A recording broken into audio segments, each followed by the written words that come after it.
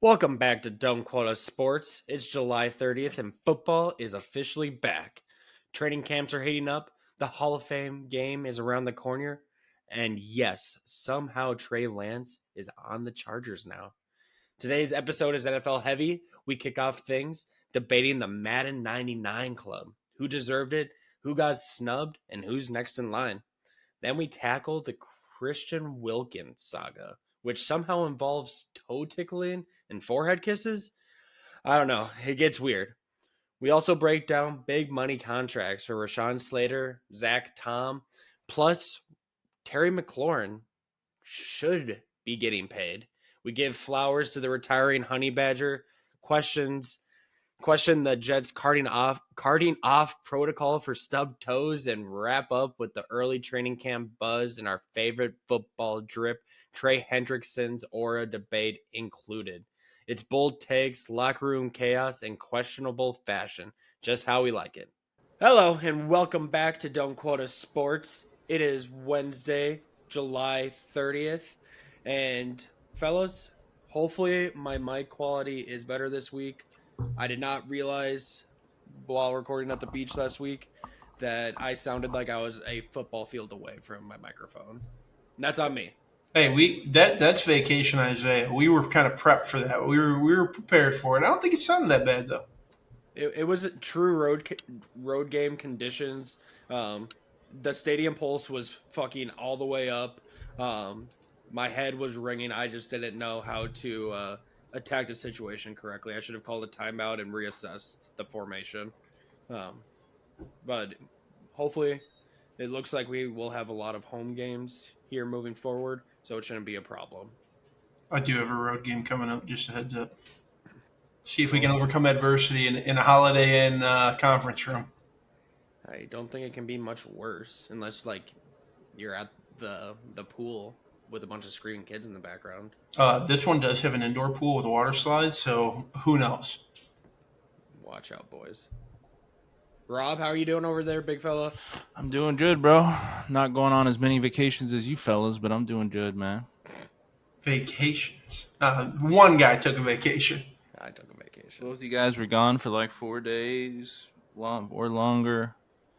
You were feeling alone. You guys were just You were out feeling there. neglected. You guys were out there traveling. That's the world that should be, baby, right there. Rob was at home like, man. Meanwhile, I'm friends? working, baby.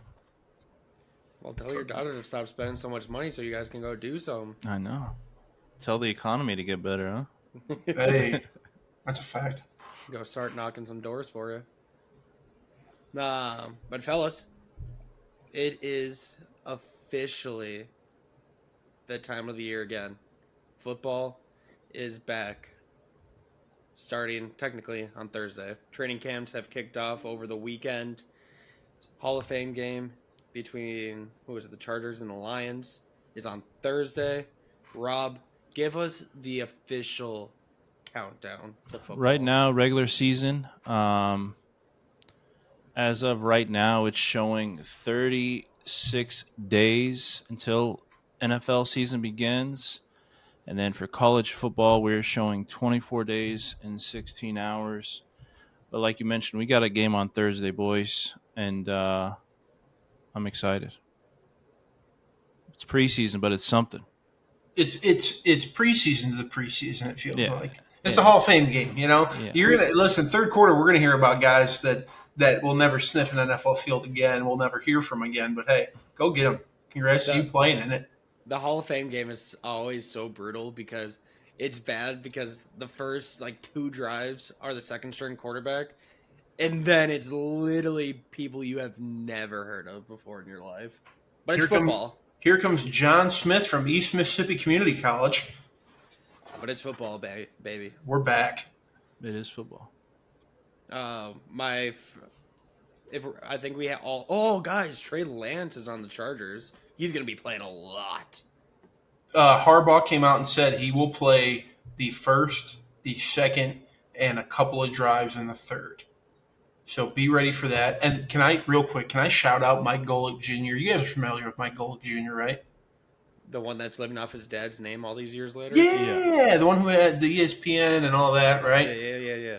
He tweeted out today when that was announced that congratulations to the millions of Americans who found out Trey Lance plays for the LA Chargers.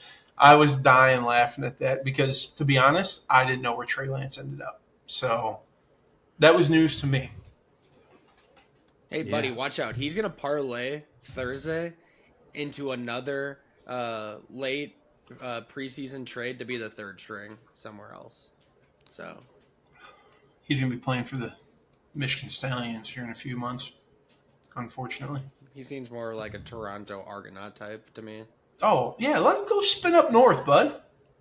He's from North Dakota or Minnesota. He's already used to the cold. It's basically Canada. Exactly. What's the difference? Go the Winnipeg Blue Bombers. They could use a quarterback, I'm sure. I have no idea. I'm going to give my bet for this game because obviously we have to bet first football game back. I see the line is set at 32.5. That was a long time ago. Can anybody have an updated line for me? I haven't been researching the Hall of Fame betting odds, unfortunately. That's on you. You should. If you're putting money on, I mean, that's as bad as Rob putting money on Taiwanese ping pong. And I will be honest, bro, as much of a degenerate as I am, I have not looked up the over for Thursday. Guys, this is information the listeners want to know. I'm sure they do. It's not information I want to know. Point total is 33. That seems outrageously low. And you know what they say when an over or a point spread is that low? Always take the under. We're about to see nothing Thursday. Watch Trey Lance go for 3 tuds and Max Duggan goes for another 2, and they're just absolutely like. I don't think Duggan's on the roster anymore, right? Duggan's got to be on the roster. Dude, he's already back in Fort Worth selling insurance. Used cars for sure. No, Duggan plays in the UFL, right? Does he? He's the backup, I think, he's a backup for Michigan, maybe? St. Louis, baby. Yeah. I know the quarterback room up there, they have Taylor Heineke, and then they have DJ Ukulele, the old Florida State. Heineke just signed with he signed with one of the teams we're going to talk about later. I forgot which. Who did I say? Who did I say DJ? the right name? No, Heineke. Oh, that's news to me. Yeah, but I know who you're talking about. DJ Ukulele. I mean, is he a shamed college quarterback? I don't know how we're supposed to view him. Let's put it this way: there's 2 college campuses. If he tries going back to, he may be attacked. Like physically assaulted, or just mentally and verbally assaulted. Because there's a difference. A little bit of both. Yeah. I would argue the physical assault would be the lesser of the two, to be honest with you. Probably. Boys, it looks like the Chargers did announce a starter for tomorrow or for Thursday. That man is Taylor Heineke, baby. There we go. See, told you he's back. Taylor Heineke and I think Trey Lance. Oh, obviously, I don't think they're letting Justin Herbert sniff the field. So Justin Herbert's going to be in sweatpants. Yeah. Or shorts, but yeah. So yeah, football back on Thursday. God, this is going to be an NFL heavy episode. So where do you guys want to go next? We got some contracts we can talk about. We got some Madden we can talk about. We can talk about what the fuck's going on with Christian Wilkins because I still don't really know what's going on with that. Or training camp news. I'll let you guys pick the direction here. Rob's got a finger on the pulse on this one, I feel like. Rob's a self-proclaimed insider here. I did not have my finger on the pulse, but I can definitely kick it off here. We can start with the Madden 99 club. How do we feel about it? So right now, this year's Madden 99, it's very not QB heavy. We have Saquon Barkley, Jamar Chase, Justin Jefferson, Lamar Jackson, Josh Allen, Myles Garrett, and Lane Johnson. Obviously, and growing up, this Madden 99 club wasn't really a thing. And it's kind of turned into this whole social event of delivering the briefcase, announcing it, all that kind of good stuff. So, how do you guys feel about the list? Do you guys think the list is pretty good? Do you guys think there's anyone missing or doesn't belong? Does it feel like there's a lot of them this year compared to years past? Like I thought it used to be like 2 or 3 guys because it was like that elite of a deal. But what's that? 6 guys? 7 guys? Yeah, it's a decent amount of dudes this time. It feels like a lot. See, I agree too. I think it does feel like a lot because I think as the season goes on, there's times where they elevate somebody to a 99 that was close or something like that, and they usually have that little ceremony thing. To me, I mean, it feels the biggest name off the list that everyone noticed was Patrick Mahomes. Oh, people were big mad about that one. And he's down to I think a 95 overall. But for me, if you remove the Super Bowls and remove the titles and remove them making the Super Bowl last year, and you just look at him as stats alone, you would not make him a 99 overall. And I think that Madden kind of did do that, did their justice a little bit, their due diligence. Not to say they won't elevate it to him mid-season, but as of right now, that's kind of where they put him. Did that feel more like, I don't know, it felt more like a challenge from EA. Like, hey, Pat, can you go be Pat again? So we can put you on another cover. You know what I mean? Like, hey, go earn it now again. Not that he has to, but I think he's just chilling. To your Count his money. point, the last couple of years, so in 25 they had 5, 24 they had 5, 23 was 4, 22 was 5, 21 5, 24, and then 19 they had 7. Oh boy. 18 was 3. If we go all the way back to the first Madden game, Madden 99, there was a whopping 1, 2, 3, 4. You say Madden 99? Yeah, there's 14 99 overall Listen, back then. they didn't have adjusters yet. Okay, they were eyeballing it. Okay, that's 99. But it is a lot. So, but yeah, so it does seem like they're kind of in that like 4 to 6, 7 range or something. So I don't know if I'm like overly like, wow, that dude's a 99, that dude's not a 99. Like, I feel like you're really splitting hairs once you get to that level, right? Like from a 95 plus, it's like, okay. Outside, you just don't get, I guess, as much recognition of it. I'm not overly upset that like Patrick Mahomes didn't get rated a 99, or he's probably the biggest one that. So let me throw a couple at you because I did some digging, fellas, and these are mostly my opinion, and some are a little bit questionable. But you tell me if you think they can get to a 99 this year. Let's do it that way. So the guy I'm about to name, you think that by the end of this season, Madden will rate him a 99? See, this is hard because I don't know how they adjust during the season. Yeah, it is a little more difficult. But TJ Watt. Yes, he's been a 99 in the past, I believe. And I think there's an argument that I would hear that he deserved to be in the 99 this year as opposed to Myles Garrett. Yeah, I'm always going to give the benefit of the doubt to what is he, a 2 or a 3-time defensive player of the year? TJ? Yeah. I think he's done it twice. I'm going to give him the benefit of the doubt. Think he can do that. Rob? Can TJ do it? Yeah. I mean, I think I don't know how often they elevate or switch it around or update. But yeah, I think TJ can definitely do it. I do think there's only one defensive player on this list. So I do think there's a lot of defensive players that definitely got a little snubs, one would say. All right. I got 2 more for you. We've already covered Mahomes. Okay, so I got 2 more. Derrick Henry. No. I think that he was when I was looking, he was one of people regard that as one of the biggest snubs, just because of how electric he is. I think he could, but I think with his age and with where he's at, I think they're fine at leaving him. Probably early to mid 90s. I bet is kind of where he'll fall for the season. I'm taking a full video games view of this, and I'm trying to think of the sliders that they could move up to bump him from whatever he's at now to a 99.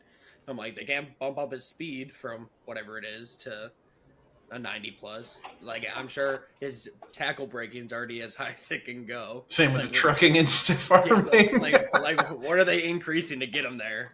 That's the view I'm taking. And that catching ability, baby, he's really developed. And coming up on his 10th year, he's really developed that skill. All right, last one, and this is more of a, in my mind, is he there yet? Should he be in this conversation? And that is Patrick Surtain. Ooh. Right? I mean, arguably the best corner in the game. But Yeah. is he there yet? A guy that young? But plus, he has the recency bias. Like, he put up the first defensive player of the year by a cornerback since Gilmore back in whenever that was. So the fact that he couldn't get it this year is kind of crazy. I don't know what else can he do to get. I know, right? I think it's just a longevity thing. I think if he goes out and performs again, he's going to get there. But can he get there this year, Rob? For me, I think Patrick Surtain should be there now. I think with the way they do this, that like for having one defensive player and it being Myles Garrett and that's it is kind of diabolical for me. I feel like if you want to do one from your front seven and then have one from the secondary group, I think that would make the most sense. And obviously Surtain would be that guy. But I think Surtain should be there now. I mean, you think of the other guys that could be there is like Stingley or, the Humphreys and Alexanders of years past that could have been there, and I don't know if they give as much love to the secondary as they could or as they should. And if, in my opinion, I think Surtain certainly, I wouldn't have been shocked. I would have been pretty happy for the guy.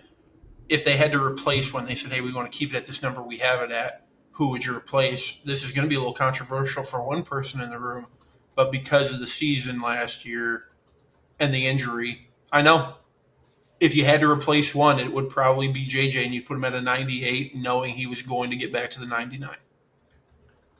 Jefferson wasn't even injured last year. Why are you picking on him? He missed games last year, did he not? Or am I losing my mind here? That was the year before. He played 10 Apologies. games. So last year he played a whopping 17 games and put up 1,500 yards. No, and listen, I think JJ deserves to be there. I'm just saying, if you had to make room for one out of that bunch, I would take JJ out of that, putting him at a 99 or 98. I mean, he is there. They both deserve to be there. You bump Chase down because Jefferson has the seniority over him. There's a hierarchy here. Yeah, unfortunately. You're not bumping Jamar Chase down. Bro. Yeah, my opinion is that between wide receiver 1 and 2 in the league, it's Jamar Jefferson, not Jefferson Jamar. I think it's a 1A, 1B. I don't know why we have to pick. And I think that feels unnecessary at this point for how good they both are. No, they're both incredible. I think right now, Surtain and TJ Watt both, at least in Madden 25, they haven't released everything for this new game yet, but they were 97 overalls.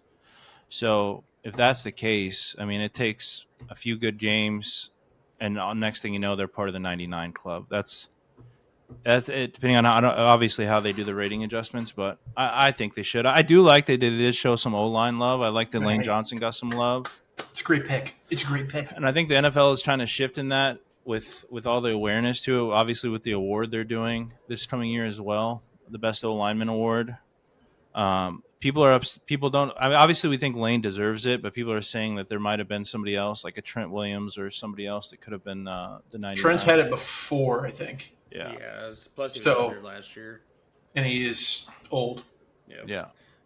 Guys, can we do a dart throw of a player that wasn't a 99 this year for 26, but who we think could be a 99 for when 27 is released next season? So none of the 6 that you named earlier. Yeah. So somebody not there. I have one that I feel really confident in. Oh God, that's a curveball. That's a good one. You want to hear mine? I do. Rob, you want to hear it? Go ahead, big dog. I think if Jahmyr Gibbs can have another season like he did last year, he's one of the most popular dudes in the league. If he puts up another season like that, probably a little bit better, I think he can make it. He can make that jump. I have one as well. Wouldn't mind another running back making there, and I think Jameer definitely has it. But also David Montgomery's back healthy this year, so we'll be interested to see how that turns out. I think mine, bro. What makes the most sense to me is another O lineman next year, and that O lineman is going to be another Eagles O lineman. It's going to be either an Eagles O lineman, another one like Mailata. Mailata would make the most sense, or I'm going to do a 1B. Penne up in for the Lions. I think he could easily be a 99, and no one would complain about it. So, and mine's going to be worse or Penne. Yeah, because I don't think Lane will have it again next year. Again, the age thing. They're going to put an O lineman in there. Worse for me. Penne is phenomenal. I don't know if I agree with the Mailata thing. He's a phenomenal talent. I just don't know that he's ever going to get that high. Mm-hmm. The other dark horse I wanted to throw out there, it's probably a little bit too soon, but if Jaden Daniels has another season like he did his rookie year, I don't know, man. Hey, too soon was the right preface to that statement. Yeah. Too soon was correct. Yeah. Maybe one day. Listen, CJ had a phenomenal rookie year, sophomore slump. I'm not projecting that for Jaden, but there is the potential that happens. So, too soon. And where they're at right now, Penne is a 95, and Mailata is a 95. Penne is a 96. So they would have to have a really, really good year, maybe an All-Pro nod, and just kind of. It wouldn't be too far off if they can bump up a couple spots. Mm-hmm. Okay. Good on Madden. Good on Madden, bro. Okay. Wait a minute. Hold on. Pause with Madden. This is going to sound. Hold up. Oh, never mind. We've already talked about it before. I had a brain fart. I was about to ask who's on the cover, and then my dumb ass, Saquon jumping. We're locked in. Yeah, remember when he was able to do that photo shoot? Yeah. He has the strength of 1,000 men and can jump higher than skyscrapers. That's obvious. Did you see him play last year? Of course that was real. Okay, so the topic that I am very interested to cover with the fellas here, Herb or Rob, I'm hoping you can give a little context as to the whole Christian Wilkins situation right now, because it's a roller coaster trying to follow that on Twitter right now. It started with, I think it was Josina Anderson tweeted something out about, well, first I think it was because he got released because he wasn't taking his rehab seriously from his foot injury last year.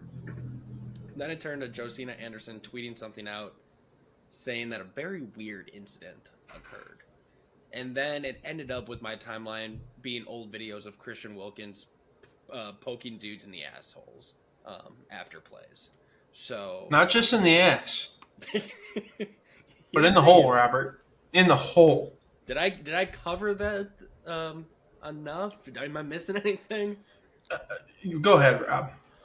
I mean, for me, I kind of I don't like to jump to conclusions, so I kind of slow trickled it and waited for more and more stuff to come out. And you're right. I think it started off kind of broke as kind of like Deshaun Watson, where he just wasn't taking his recovery seriously. There were some clips of him like dancing, kind of messing around when he was supposed to be recovering. I think he came back and played 5 games.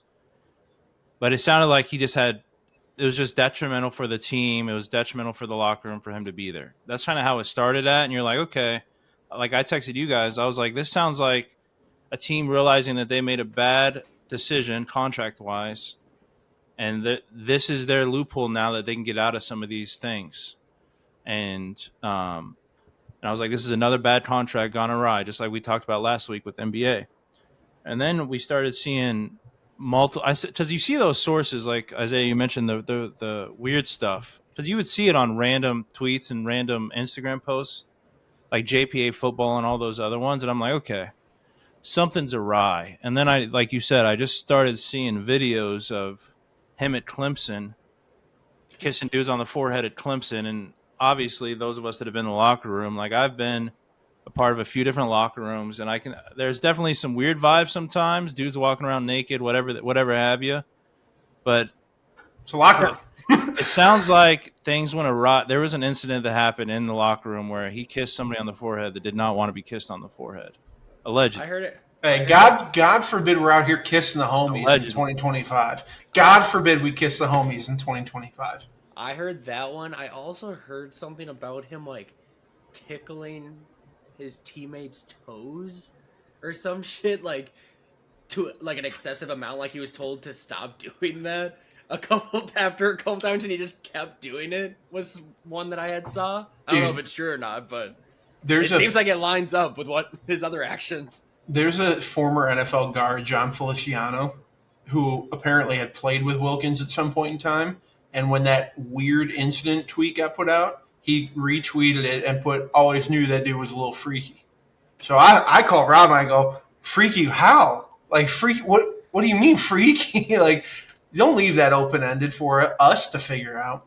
And Hey, at that time, I told you, I was like, what does freaky mean? I was like, because like somebody can just trying to turn you off or just be weird and you're just trying to shut it off. But evidently, freaky was maybe it's just a little touchy. And then you're seeing it all the way from his playing days now or with Miami. And then you see it with Clemson when he was with Trevor Lawrence. He just seems like a off-putting guy, man. I don't know. I mean, I'd love to hear some official stories, but as of right now, it's just kind of feels like leaks. Just trying to piece it all together. I listen, wonder if part of it is them trying to leak some of this information out to make it seem a whole lot worse for him. NFL's big, So brother. so then it's a lot easier for them to try and get some of those guarantees back because I know that the NFLPA is already making a going to make that a huge battle. So it's going to be easier said than done to get some of those contract or guarantees back. So maybe this is their way of trying to help their case potentially. and that's probably more of what it is, to be honest. Like, dude, I've been in locker rooms. We've all I been guess in a locker room. I've been in some locker rooms where, dude, there's some stuff, and it's just like, yeah, dude, it's a locker room. Like, you're gonna see stuff, and it is what it is. But yeah, I mean, listen, you're in a towel, and all of a sudden you take off your towel, and now you're trying to kiss me on the forehead. I might have something to say. The thing about this is to Isaiah's point of, to Irv's point of, this could be just a team or the NFL just trying to paint a picture of who this guy is, and a lot of it could be true. But when you're thinking about the Raiders, where they're at right now, Mark Davis just hired his 17th GM in 5 years. It feels like this GM is looking at this contract and being, wasn't it like 4 or 5 years? It's a lot of money. 4 years, 110 million in the 2024 free agency. Last year's free agency, and obviously he got injured right after that. But it's like, is that GM looking at this and being like, "Hey, remember those social media clips we were seeing online where he was kind of dancing and he was supposed to be week 3 of post surgery or whatever the scenario is? We really need to get off this contract, bro." It's just they didn't really gel in the locker room. He's not a leader. He's 29 years old. That to me seems like a scenario that could definitely happen. And now all the freaky stuff, I think this is just until I get some concrete evidence of players saying it or what exactly happened. I can't go off much. I can go off what I think the Raiders are trying to get out of that contract as much as possible. I think we'll be able to tell in just how long it takes him to find a new team. Like if he's sitting out there for a while before re-signing, and I know he's still rehabbing from this foot injury, but if he's sitting out there for a hot minute without being signed, I'm gonna assume he was doing some fucking weird stuff in that locker room. Yeah, but Watson still has a job, so But his was with females that were not in the locker room. Just saying. dude, maybe he's just a fun-loving guy, and you're on any sports team, and it's like there's a party that's a kid, and you're having fun with the boys, and you act goofy. Dude, if it was a fully clothed, hey, great job out there, bud, mwah, one of those, then what are we doing here, right? But if it was more, yeah, I get it, I understand, but maybe he's just a fun-loving, goofy guy. Maybe. There are things called boundaries, or But in a locker room, sometimes those get crossed. blurred. Yeah. I get it. You guys Consent can is say better than cool. I I understand that because it is okay. I'm hoping that I don't even know that I'm hoping it, but maybe hopefully it's just the Raiders being a piece of shit and trying to blackmail or blackball this guy. I don't know, man. The NFL, the NFLPA itself as well, they're both very, very big organizations, brother. I mean, but for God's sakes, what's a universal hey, good job in sports? The action. Hey, we take the butt tap out of sports between teammates. I was getting slapped in the ass by my 48-year-old coach in 7th grade. That's not what I'm talking. I just said teammates. That's not what I'm talking about here. Okay, I'm not. Hey, watch yourself, Robert. All right. Man, people get mad about Christian Wilkins sticking some fingers in butts and potentially kissing people. Forget that the Eagles are just shoving themselves into each other's asses on the goal line. Like, come on, like. Hey, within the confines of the game, baby. Within the confines of the game. Let's not be hypocritical here. Yeah. It's a little fruity, if you ask me. There's a lot of touching happens in football. That's all I'm saying. All right. Yeah. Okay. Thank you for shedding some light on that. I'm very interested to see what else comes of that. We'll hit on some contracts here real fast, coming out of the NFL, and then speed run through training camp news and just some other miscellaneous NFL stuff out there. But we did have a couple big names signed over the last couple days. Rashawn Slater, 4 years, 114 mil guaranteed, 114 million, 92 of that guaranteed. I don't believe that makes him the highest paid offensive. It does make him the highest paid offensive lineman. So Trump's worse by $500,000 a year. Shout out to him. He also does not have to share it with his ex-wife because they just recently finalized their divorce. So he knew what he was doing with that one. Hey, isn't that kind of like common practice now for teams that didn't they do? Wasn't it Mike McDaniels? Somebody did it recently. It was in the news. It was a coach, right? And they waited. Oh, was it Eric Spoelstra? It was something recently. It's kind of. I think it was Eric Spoelstra. Like. Teams are like, "Hey, you getting a divorce? We'll wait. We'll wait, brother. Don't worry, we'll take care of you. We'll wait." But isn't that like one of there's these spouses? They probably get alimony regardless in the divorce settlement. Yeah, but it's based on if it was settled prior to his new net value. Yeah, his net worth definitely went. Hey, she was getting a cut of $14 million, not $28.5. Well, either way, he gets to keep a whole lot more of it now. Cortland Sutton, Denver wide receiver, signed a 4-year, $92 million contract, 41 of that guaranteed. So shout out to him. I know he had some injuries in the past, came back healthy and kind of balled out there with Bo Nix. So happy to see him get signed. And then, Rob, I'll let you take your guy. Yeah, so Zach Tom signed a contract this last week based on Rashawn Slater's contract too. Is we got him at a steal, but we got him on a 4-year, $88 million contract, $30 million of that guaranteed. So right around $22 million a year. He's kind of our right tackle, at least at this point of the future. Last year, he's being compared to Penne, and PFF had him, top 3, top 4 tackles in football. So I think it's well-deserved. I also think he's the type of guy that wasn't going into those meetings looking to become the highest paid. Based on what I'm reading from some beat reporters, he just wanted to get a contract done and get back out there with his boys. So props to him for not trying to break the bank. And it's a good contract. I think it's a winning from both sides. He got his guaranteed money. We got our, some concrete in the offensive line. So good for Zach Tom. Did he have any injuries in the past? Because it seems like only 30 million of that being guaranteed. They have a easy out after 2 years that they wanted. No, he came into the league out of Wake Forest, and then I think we got him 4th, 5th round. And then he first year he had to come in for some injuries. He started the rest of the season that year, and he's been our starter ever since. And he hasn't missed any games. So He for is still a very much a developing player, though. yeah, Like, he's 30. still very young.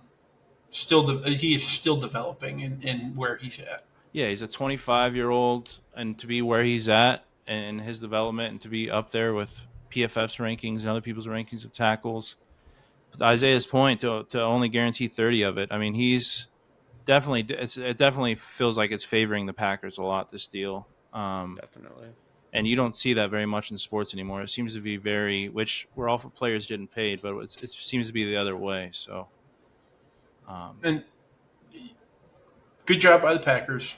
If they would have signed him and made him the highest paid, like you were talking about, comparing to Panay and the Slater contract, I would have been clowning you right now. He's a good tackle. He shouldn't be the highest paid. But I also don't think that Slater should. But I think this was a move by the Chargers of let's get this done now. So we're not dicking around at the end of your contract, and all of a sudden somebody else comes in, resets the market, and now we're paying $3, $4, $5 million more. It's a smart move by the Chargers saying, let's get this shit done and taken care of. And Slater gets paid. He happy as a clam. I think there was also talks of him in camp about potentially once they got to the season where he would potentially miss games. Like he was kind of hinting at it, if I'm not mistaken. But again, it was one of those situations where he showed up for camp. He was with the team, didn't make a big old ordeal about it, and guess what? He went and got paid. Seems like that's kind of the winning formula at this point. But we do have a couple more dominoes that we are waiting to see drop. We got our DNs that we've talked about ad nauseum the last couple of weeks, and Micah and Trey Hendrickson. Micah, from last time I saw, he was a hold in. He's at camp on the sideline, not practicing. He has a quote unquote injury, I believe.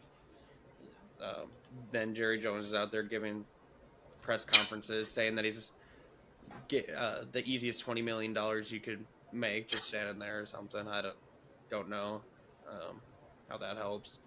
Trey Hendrickson, Rob, I believe you said will be reporting to camp here in the next couple of days. A few hours ago, he announced he will be reporting to camp, and all the reports that have came out the last few days are saying it seems like they're close money wise, but it's the guaranteed money that's holding it out. I think Miles and the other DNs that signed big contracts got 3 years, and I think the Bengals are only wanting to give them 1 year 1 year guaranteed. So the Bengals feel like they're kind of shortchanging him a little bit. I think that's how Hendrickson's kind of feeling. That's kind of the holdup. But for him to report to camp and want to be there and be a captain for that team, I mean, and none of this deal is made it seem like that he's being a prima donna, because we've had those over the years. The Le'Veon Bells, what was the Jets guy last year? Hassan Reddick, remember Oh, that yeah. midseason? Jesus, yeah. And you're like, he's reporting to camp. He's never talked bad about the Bengals. He's not out there like he wants to be there. Like, give this dude his fucking contract, man. And it sounds like I read right before we got on that they're in agreement on length of contract. They're like very, very close, compromising on the base annual. It's the guaranteed. Yeah, That is all the hang up guaranteed. here in a huge way. I But feel like that's they been the got story from the start. yeah, but the fact that like the Bengals were sitting here talking like 27, 28 million. He's like, bro's getting paid 35. What are we doing here? Like, where's my 30?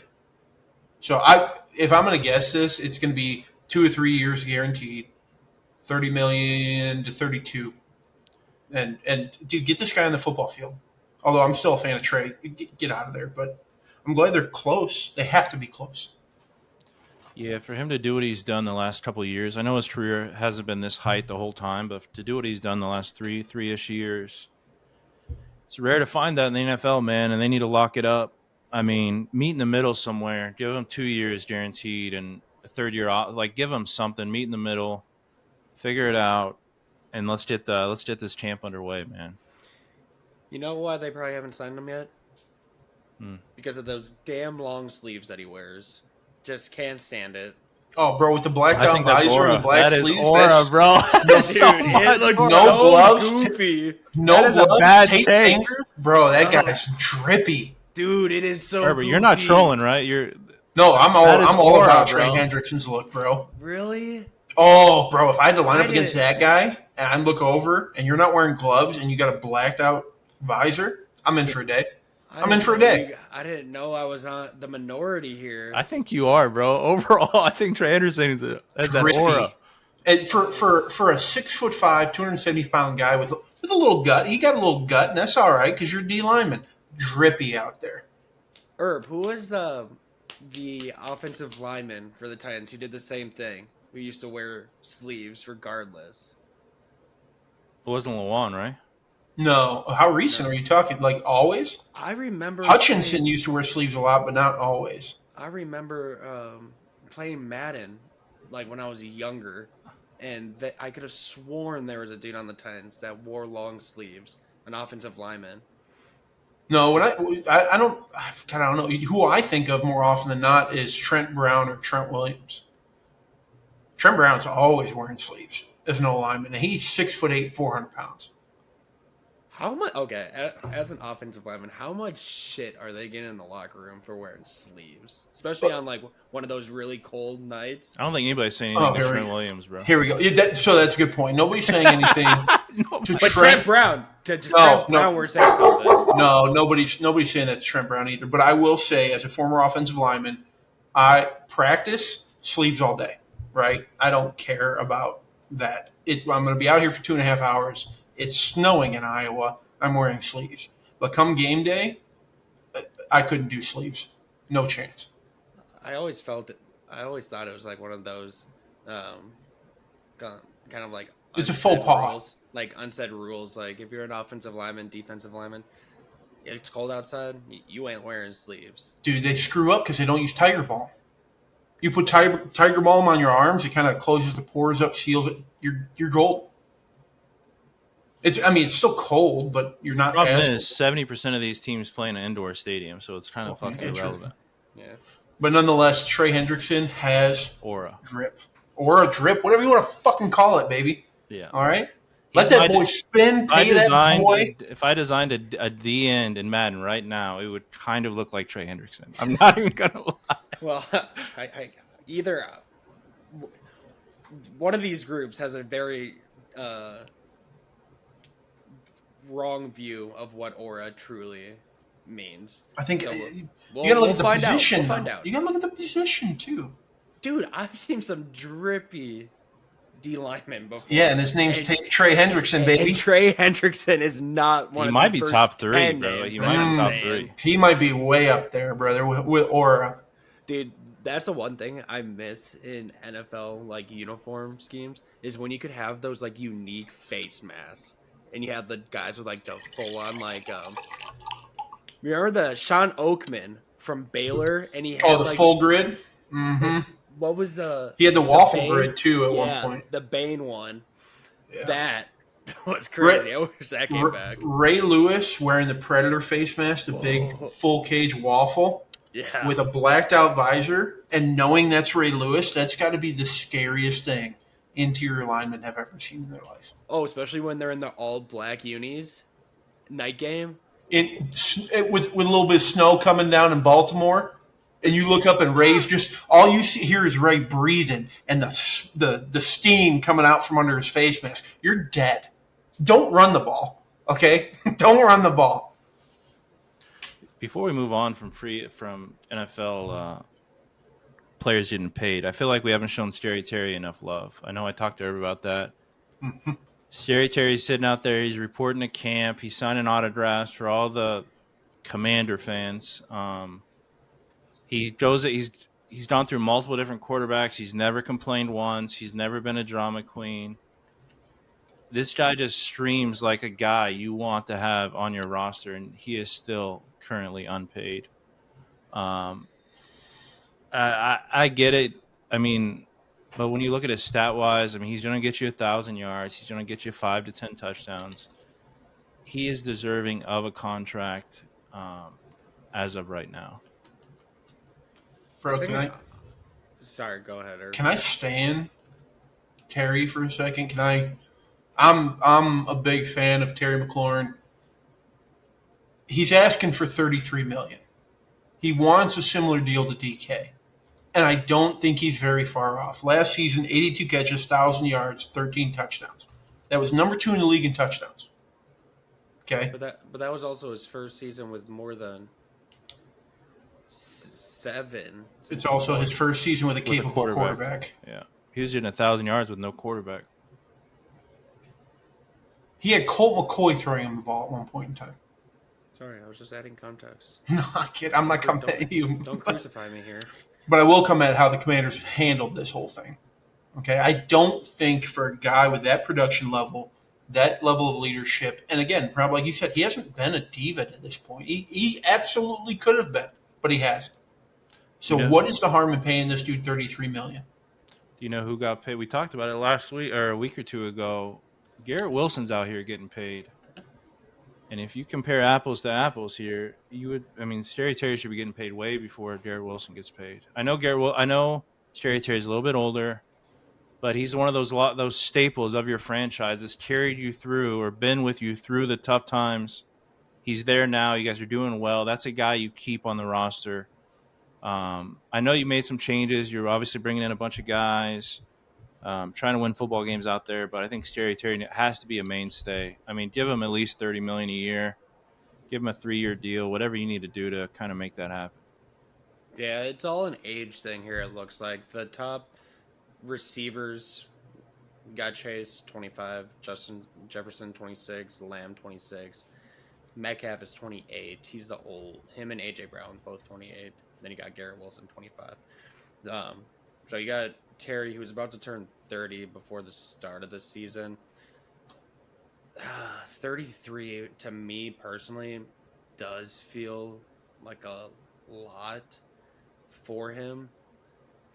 What is the harm in a 3-year 99?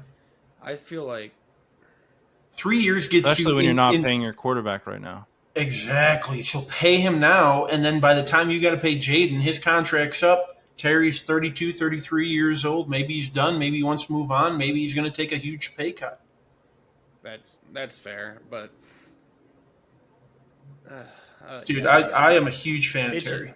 But I'm looking at like some of these next tier receivers. Like you have the Brandon Ayuk's, the T. Higgins, the Jalen Waddle, DJ Moore, Devontae Smith. Like that's the tier I want to put Terry McLaurin in, and those guys are getting between 25 and 30. I tell you what, if he decides to play and they haven't worked this thing out, and he goes off, the Commanders shot themselves in the foot. One thing to keep in mind too is take. That wide receiver room it's not like they are stacked. No, they're an injury away from being in trouble. You have Debo, which is like you never know, and Noah Brown, and Michael Gallup. Hey, Michael Gallup, baby. Don't forget Luke McCaffrey sitting out there. If you're banking on Luke McCaffrey as like a legitimate viable 2 option, he's no Lad McConkey. I'll say that. I'm not even close. Yeah. I don't know. We'll see. We'll see what happens. I assume he'll probably end up getting paid before the season starts. Dude, even if you got to pay him 3 by 90, fine. He seems like a guy that would meet you in the middle somewhere to stay with the team. If they went and offered him the same contract that Son just signed, are you immediately hanging up if you're Terry McLaurin? Or are you listening? Same contract who just signed? Son. 4 by 94? 4 years, 92 mil with 41 guaranteed. No, if I'm Terry, I'm looking for a 3-year deal in between 90 and 100. Meet in the middle, do 30, 3-year, $90 million, bro. 30 of it guaranteed, something like that. We'll see. Even 60 of it. You give him 2 years guaranteed money. Okay, I think that's all contract stuff. Before we get into a couple of the training camp news, do want to give a quick shout out to a legend from my middle school years, early high school years. Um, Tyrann Mathieu officially, quote unquote, retired last week. He did not shut the door, though, on a potential return. I think similar to Eric Waddle. Um, if there was a team that needs some help come playoff time, he might listen. But I want to give him his flowers. I feel like he had a very solid, if maybe not a little bit of an underwhelming career at points, but also very high moments as well. So he will be missed, and I know for all the fan bases that he did play for, I'm sure they all have very fond memories of the Honey Badger. And I was going to say, I think a 12-year career, right? I think I am with Isaiah on this. I think, look, when I looked him up, just the aura this guy would bring to your defensive side of the ball, at 5'9", 190, just out there doing his best to lay dudes out. He's a 3-time All-Pro, so 3 out of those 9 or out of those 12 years. But you can't say when he's on the field, he makes a difference, and that's why he played 12 years in the NFL. And I think he meant a lot to the Cardinals. Obviously, he was on the Chiefs for those winning years, and then he finished it back up with. I think it's a good storyline, right? He finished it back up with the Saints, where he played come from out of LSU as the Honey Badger. I think it was a good kind of send off if that is the end of the story for him. I tell you what, yeah, absolutely. I don't think his career was underwhelming. I think his story as a whole needs to be told. I don't know if you guys remember how hyped he was in college, and then he's a failed drug test, dude. I was gonna say his sophomore year highlight tape from LSU might be some of the most electric game like highlights from a defensive back in the last 20 years. Oh, maybe even a football player. It might hang up there with Tavon and Reggie. You know what I mean?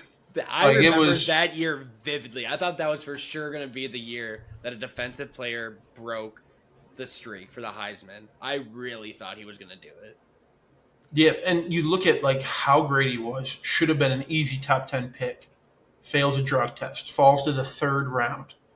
It could have gone bad. And truthfully, I think more people within the Cardinals organization need to look at Patrick Peterson and give him a pat on the ass for taking that young man under his wing and working through all that with him. Because, I mean, Tyrann Mathieu could have been destined for failure. Could have been the screw-up all-time player, but he's a screw-up. He can't keep his nose clean. 12 years later, we're sitting here talking about what an electric, awesome NFL player to watch. So, kudos to him. Yep. I think he ends up in that hall of good, maybe very good. Maybe gets a number retired for one of those teams, but overall, solid career. Nothing to shake your head at. That's for sure. Hall of Fame nickname, though. Hall of Fame nickname. Hall of Fame nickname, easy. Give you that one. Also, correct me if I'm wrong. Was he the one that started the legacy of the 7 at LSU, or was it Pat Peterson? Pat Peterson, if not beyond that. Okay, but he was one of the first few. He wore the 7. Yeah.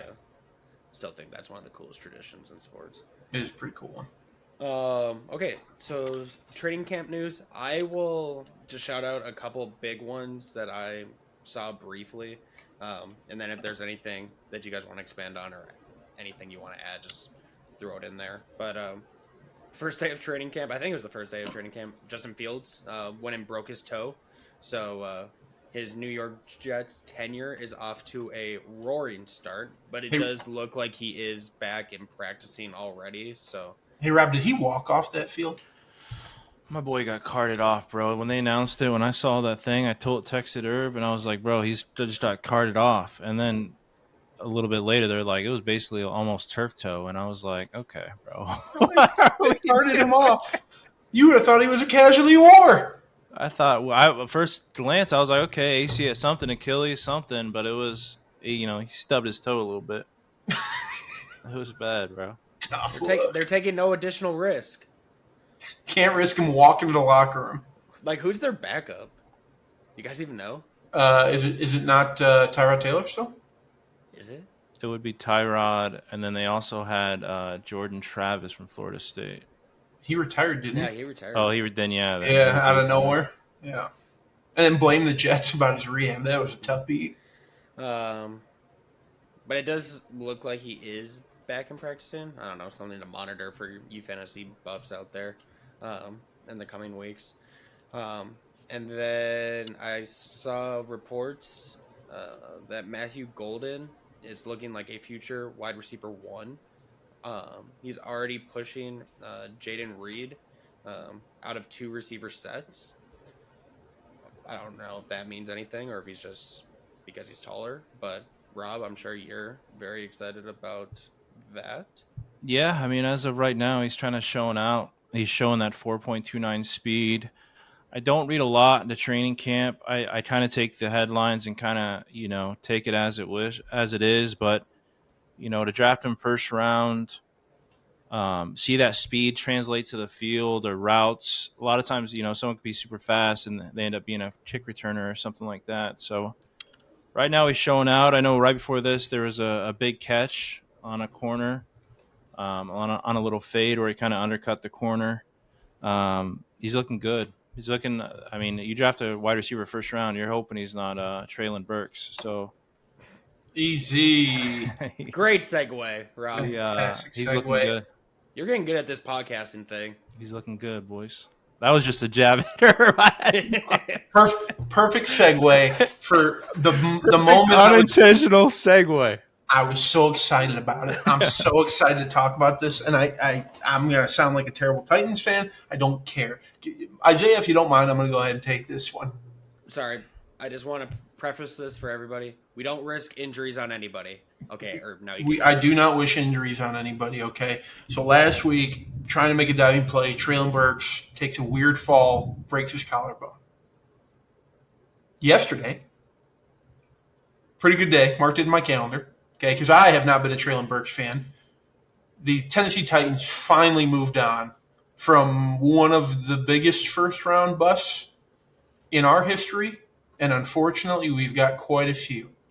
Okay, can I run you guys kind of I know this. We talked Titans last week, but I dove into this deep and how bad this whole thing was, and this is just a final. It's done. It's over. Hopefully, we can move on. You guys remember what we traded to go get the 16th overall pick to draft Traylon Burks was? Wait, you traded for that pick too? Bro, they traded Are you AJ kidding? Brown. It's one of the worst trades They in traded NFL AJ history. Brown, bro. That's what oh yeah, sorry. So here's the trade, okay? We traded A.J. Brown, and out of it, the deal, we got Traylon Burks, Roger McCreary, and Nicholas Petit-Frere. Now, I like Nicholas. I like Roger. They're quality players for us, okay? But Traylon coming in and being that bad is unbelievable. Okay. Can Rob and I try and guess what his career stat line is? Brother, I wish you would. I've got it right here, right in front of me. Go ahead. Okay, Rob. Wait, can you give us how many games he's played? In 3 seasons, he played 27 games. Hell yeah. Okay, perfect. Rob, hit him. I think it was like 300 yards, probably 2 tutties or something like that. Isaiah? I'm going. For some reason, I feel like his rookie year was a little bit better than I'm remembering last year. It wasn't. It wasn't. It wasn't. Like, I want to say, like, 65 catches for 675 yards and 4 touchdowns. 53 receptions, 699 yards, and a single touchdown. Hold on. Which matches the career touchdown receptions of our former left tackle Taylor Lewan, our former quarterback Marcus Mariota, our current D tackle Jeffrey Simmons, our former left tackle Dennis Kelly, and David Quessenberry. All have the same amount of career touchdowns as Traylon fucking Burks. 1, that's crazy. But 2, Quessenberry was the dude I was thinking of earlier. With the sleeves? sleeves. His older brother. Maybe that's who I'm thinking of. Okay. His older brother, maybe. But yeah, no, I mean, I'm finally done talking about Traylon Burks, and I'm so happy about it. Rob, I'm fairly certain I was probably with both of you at a certain establishment with a tent during the draft, the night that we drafted Traylon Burks. And Rob, I'm fairly certain you were standing next to me. And correct me if I'm wrong, I may have said, "Oh no, what have we done?" I think you said I need to order a jersey. No, no, no, not trading AJ Brown. I was heartbroken. I was what a calamity John Robinson is. I tell you what, if you want to take a case study and figure out are we going to hire John Robinson to have any sort of pull or power in the direction of a franchise, I would encourage you to look what he did under the Titans. Don't look at the win-loss record. Look at these egregious fucking moves. I'm so happy to be done with this chapter of Titans football. I think people forget that A.J. Brown was that tie into that trade. And you look at where A.J. Brown's gone. I mean, because if A.J. Brown would have stayed the Titans, and let's say you get a quarterback in there, A.J. Brown probably would have went down as the franchise. I mean, your best wide receiver ever. Easily. And ever since he's been with the Eagles, he's getting probably 1,500 yards a year, making an all-pro team, and 2 out of the 3 years makes the Super Bowl and is a big part of that. It's a tough. Glad he's it's a top over. 5 receiver in the league, for God's sakes. We just let him go for a dude who caught 1 touchdown. It's tough. I'm glad it's over. You can wash your hands of it. We can, new look, new horizon type beat. But yeah, if he would have stayed on the roster, I mean, that just makes it's kind of just like a wound that won't heal, bro. You gotta kind of start fresh and wash your hands of it and keep going forward. 2 things. I'm not blaming Traylon Burke as a person. He is not at fault for the trade by any means. Okay. It didn't work out, but it sucks we spent a first rounder on it. But second of all, going back to last week, Isaiah, what 5'9" receiver did you call out last week? Xavier Rustapro. Restrepo. Jesus. Close. I don't know. He took his job. He took Traylon Burke's job. Hell yeah. And he was going to take it regardless. Correct. There were major indications that Burks was sliding down the depth chart and that these rookies were far and wide better than he was. So, God, I'm so happy to be done with that. My pick's looking nice. My pick is looking nice. I'm going to be targeting that late in my fantasy drafts. Yeah, it reminds me of the years I had to deal with Laquan Treadwell. Just lingering on the Vikings there. Hey, shout out Crete-Monee High School, Southern Illinois. Just throwing that out there. It's not super fun when you have to just sit there and watch this dude you drafted with the first round pick just kind of fade into the background, into the ether. Hey, speaking of Laquan Treadwell, do you know where he is right now? I believe he's in Jacksonville still. He's with not the in the Colts. league, bro. He's with the Colts. No, surprisingly, Rob, he has he's bounced around. He's been doing his thing. He is one of those guys that just seems to hang around the league. He's going to be cashing in on that NFL pension. Let's put it that way. That guy has 58 yards total the last 3 years, brother. Hell yeah. Yep. And he keeps signing. Hell yeah. Okay. Any other training camp news, guys, that you've heard? Oh, that you want to touch on? Hang on. I got an interesting one. There's a gentleman by the name of J.J. Weaver. Okay, he's a rookie coming out of Kentucky. Played at Kentucky for what seemed like a decade. Had a decent career. Nothing spectacular. 21 and a half sacks. Okay, for a 5-year career. But he got interviewed. Mans has 6 fingers on one hand. Is that illegal? No. Don't know. No. But he was born with it. It's in between his pinky and ring finger, is what it. Oh. And yeah, and it is about pinky sized. But can you imagine, like, you're 12 years old and you want to play football, but you want to wear gloves like all your friends, and your mom's got to figure out how to get a custom glove made for you? Oh, like once you got to Kentucky, you were fine. They'll make whatever you need, and obviously for the league. But yeah, no, Nike makes him custom.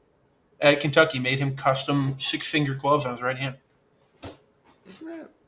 I'm not a doctor or anything, but isn't that like something Usually you get it trimmed off when you're a baby. Yeah. Yeah, but it seems to be fully functioning. No. Yeah, you like bend it grips. That guy will never play a minute in the NFL. Probably not, but I mean, pretty cool little niche story He's coming this- out of training camp. He's the I mean, sixth. we had a dude that had one hand playing the NFL. I'm pretty sure a dude with 6 fingers could do it. He's the sixth left outside linebacker on the depth chart, brother. That guy is not making. Hey, but how often have you heard about somebody with 6 fully functioning fingers on one hand? And the fact that it didn't go symmetrical to the other. Could you imagine that guy had 12 fingers and chose to play defensive end? You got 12 fingers. Figure out how to catch the ball and run. Yeah, you're a wide receiver or tight end, brother. At six, Seriously. especially at 6'5". Yeah.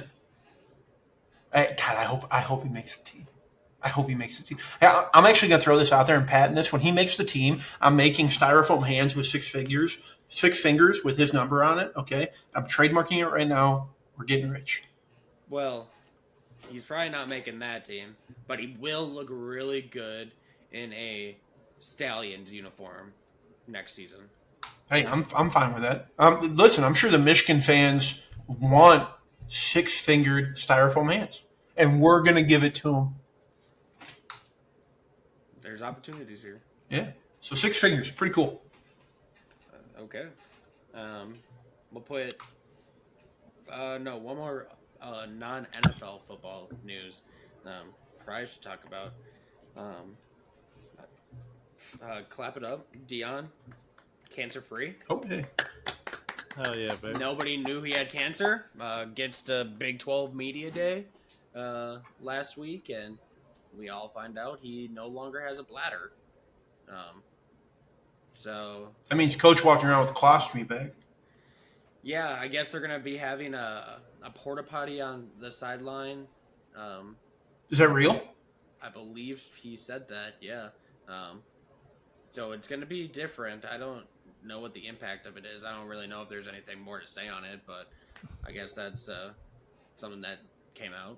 Yeah, so they took a part of his intestine and made it a bladder. So like they did like a makeshift bladder. I don't know if it's some new medical technology. But yeah, he said porta potty on the sideline because I don't know how his body. I'm guessing he's not going to be able to hold it or do things that normally he possibly could have done.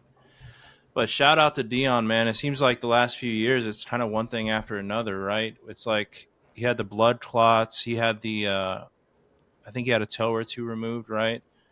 And it's just then he dealt with this and he dealt with it in silence, which is very hard to do.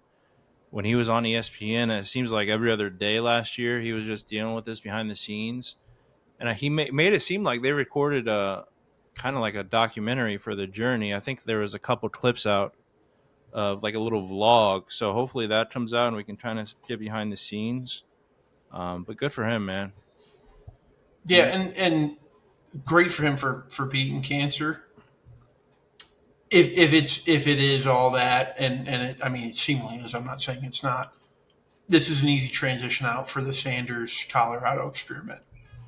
I think a bunch of us thought it was probably going to be over after Shador and Shiloh and Travis left. Go focus on your health, coach. But also, how soon before ESPN College Game Day gives us a 5-minute segment on some tricked out honeypot porta potty on the sideline? It's got like Bluetooth in there, and it's got a fuzzy seat. You know what I mean? Like ESPN's for sure giving us a full tour of that porta. I mean, you can say what you want about Dion. Obviously, I feel how I am as all the publicity, but he is an icon, bro, and he maintains himself in there. So yeah, I could see a tricked out golf cart, tricked out porta potty, team colors, maybe even a sponsor on top. I mean, it's going to be a kind of a whole 9 yards. I feel like. Coach's Crapper, presented by Blender Shades. Put it on the side. Put it on the side. Also, how soon are we going to in NCAA 27? Is that going to be a sideline feature when you play at Colorado? I don't know, bro. I think it's still a sensitive subject to be playing. Listen, I'm just thinking ahead, and there's opportunity here. Let's find the silver lining, Coach. I'll be jumping the gun here a little bit. Okay, so now we will put football on a pause for a quick second. and just speed run a couple things from the MLB since the last episode. We had what people are talking about as one of the potentially one of the best offensive games in MLB history. When Nick Kurtz from the Oakland Athletics went 6 for 6 with 4 home runs, 8 RBIs, and 19 total bases against the Houston Astros last week. So, you know what, fellas? This is how I envision that day going for good old Nick. He put it down on the table and he just let it flop down on it. Shout out him. That has been the wildest feeling to go hit 4 home runs in an MLB game. I might retire. He's also a rookie. I think we're leaving that And he's out. a rookie. Yeah. That dude's a rookie and did that? Yeah, he's a rookie. Yeah, if you want to know something crazier, over the past, I think it's month and a half, he is on a Judgian type run right now. Oh. He is he's probably a top 5 hitter in the league the last month and a half. I was unfamiliar with his game. I apologize to Mr. Kurtz. Yeah, I think he was a fourth overall pick last year for play. I think he plays first baseman for the A's. Yeah, he speed ran. How old is this kid? 22, 23.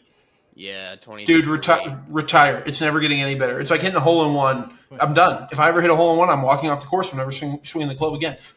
It's never going to be better than that. That is an insane stat line. You forget, though. He plays baseball, so he has to play until he's at least 35 before he can actually get a real contract. No, he'll have a $500 million one here in a couple weeks or a couple years. What are you talking about? Oakland got to pay for that new, or Vegas got to pay for that new stadium. They can't pay nobody. Exactly. So yeah. Is that confirmed? It's the greatest batting performance.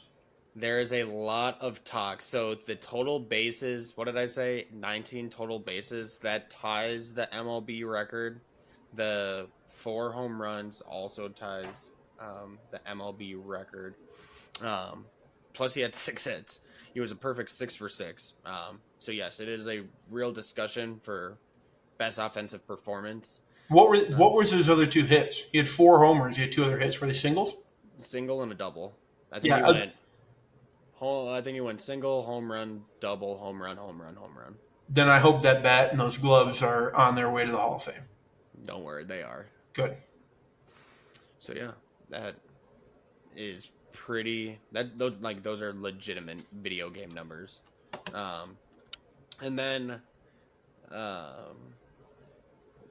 did want to mention Ryan Sandberg unfortunately passing today at 65. I know for you guys as Cubs fans, Ryan Sandberg probably you have fond memories of him. So I'll give you guys the floor if there's anything you guys want to add to that sad news.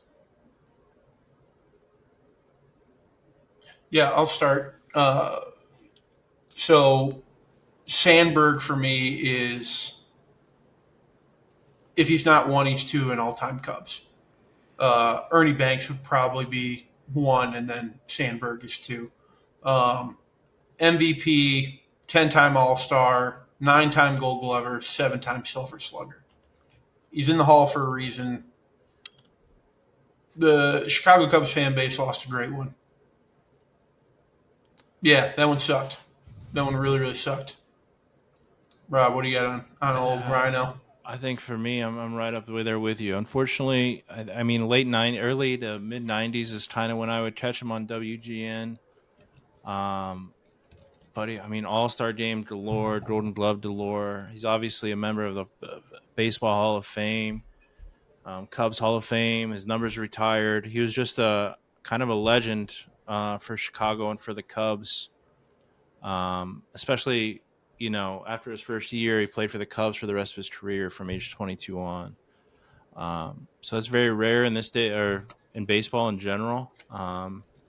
Yeah, sad day to be a Cubs fan. Yeah, tough day. Yeah, dude, I remember because Ron Santo is a big Cub for me, but that's because I grew up with him as the voice of the Cubs on WGN radio. Yeah. 720, baby. AM 720. And Rhino would go up there and talk pregame with him all the time and listen to those two, and they played together. And correct me if I'm wrong, but Sandberg may have represented Santo at the Hall of Fame because he got put in after he passed. I'm fairly certain that Sandberg represented Santo. So tough day, dude. There's a hell of a memorial at a statue in Chicago tonight. Yeah, I probably should have saved that news for last. Yeah, probably that one. In terms of baseball. That's on me. I will try and now move to the next topic somehow. Which is rather aggressive. Um, so I don't know if you guys had saw the news, but there's reports. So I guess Rob Manfred, and if you guys don't know who Rob Manfred is, he's the MLB commissioner. I guess he does an annual tour where he goes and visits every single team's clubhouse and like talks with the players for an allotted time, trying to build relationships, I think is how it's worded or something. Well, I guess he visited the Philadelphia Phillies this week. And he was in the locker room doing his little spiel. And while it was not explicitly stated during the conversation, it was implied of potentially a salary cap being implemented, like we have discussed in recent episodes. At which point, Bryce Harper finally stood up and began absolutely cussing out his boss, kind of indirectly, to a very aggressive degree, from what I am seeing. What was so it? I guess Do you know what the quote was? No. You can get the fuck out of our clubhouse. I like it. While they were standing nose to nose, allegedly. So yeah, that is so. The CBA goes through end of next season, I believe. But I guess buckle up because it seems like we may have a strike inbound in the MLB. Yeah, I definitely see it from both sides, right? I mean, it's the only major sports that doesn't have a salary cap, and the collective bargaining agreement does end next season in 2026. And you got owners pushing for it, right? Because there's a huge disparity between the low spending teams and the high spending teams. There's a lot of disparity between the A's and the Dodgers. And, I think owners want to reclaim that gap and kind of, have a little bit more of an even playing field, so to speak. So I can definitely see it from that side of things because, it's never fun if these big market teams can spend all the money and the small market teams never, you know what I mean? So I definitely see it from both sides. See it from Harper's. Harper's side of it is like, hey, you put a salary cap on, ain't nobody getting them $700 million contracts, bro. It's which makes sense just from a player's perspective. You're like, I want these guys to get paid, but like, let's snap back to reality a little bit and think about the good of the league. And do we want to see the Dodgers and Yankees every year in the World Series just going out and spending money on all the free agents? It's paying the taxes and doing what they need to do. So I definitely see it from both sides. It is going to get interesting. I don't know if a holdout's coming. I think there's a lot of money on the table people don't want to lose, but it's definitely interesting. See this right here? That's me rubbing my crystal ball, and I'm seeing a holdout, boys. I'm seeing a holdout at the end of this one. I don't think the players are going to budge. I don't think the Players Association is going to budge on this salary cap thing. The league absolutely wants the salary cap, but can't find a good way to bring it into fruition. I'm guessing we're missing baseball at the end of this thing. Yeah, the league would have to give up something pretty substantial for that to pass. And the only logical thing I could think of is to get rid of the dumbass like how contracts are structured now, where you go through arbitration for like 5 to 7 years or whatever before you ever fully reach free agency. The only way I can see the players accepting a salary cap is if that gets knocked out completely or knocked down to like you get 2 arbitration years or something like that. So then they're hitting free agency a lot earlier in their career. Or even guarantee caps too, where the league can't come in and say, "Oh, you can only guarantee 80% of a contract." No, if Bryce Harper wants a $500 million contract and we want to guarantee the whole damn thing, we're going to. I'm 99.9% positive baseball contracts are already fully guaranteed. All the way. Yeah. Well, then maintaining that, because all of a sudden you throw a cap in, you can start throwing other pieces into this, and a guarantee cap would favor the league. So they give, but they take at the same time. I think the players would have an upper hand if other leagues were the same way, but it seems like baseball is kind of the last one to topple. And it's like they got to sit back and be like, these contracts are crazy, bro. These contracts are nuts. These 14 years, $750 million, and it's like, is it good for baseball to the Dodgers to be able to do that? Meanwhile, the White Sox are over there doing what they're doing. I don't know, man. I think for the goodness of the league, I think there's got to be a way to meet in the middle. I think that we need to make the league equitable and figure it out. And instead of these players going to the Mets or just because they're getting a giant contract, it's kind of the way it's playing out. The difficulty, though, now of them trying to implement a salary cap is the discrepancy in payrolls. Because the Dodgers have a payroll over 300 million. The Rays, I'm assuming, have a payroll of about 60 to 75 million. If they go and implement a salary cap at 150, 175 million dollars, well, the Dodgers, who have been building this roster by just spending a shit ton of money for the last decade, they're gonna be like, well, what the fuck? Yeah, I'm now not we're gonna now we're in the tax. yeah, I'm not gonna pay $2 billion in salary just because there's a salary cap now. That doesn't seem fair at the same time. So it's gonna be really hard to figure out that middle ground, And and what that would look like. yeah, like Shohei is 10 years, 700 million. And I think the Dodgers have kind of finagled it to get, like, right now it's showing his payroll this year is 29 million, but they're paying 47 million in luxury tax on top of that. And it's like, not every team can go out there and do that and make those moves. I don't know, man. I want the players to get paid, but I also want baseball to be good. It's like if that Rob, you're a soccer guy. It'd be like if they went and put a salary cap in the Premier League, where you have the Manchester Cities or Manchester Uniteds at the top of the table, and then whoever that team that just got promoted from the previous season, the salary difference has to be astronomical between those two teams. And there's, to correct me if I'm wrong, I doubt there's ever going to be a salary cap coming to the Premier League. It's funny you mentioned that. Oh. They have Oh. one starting this season.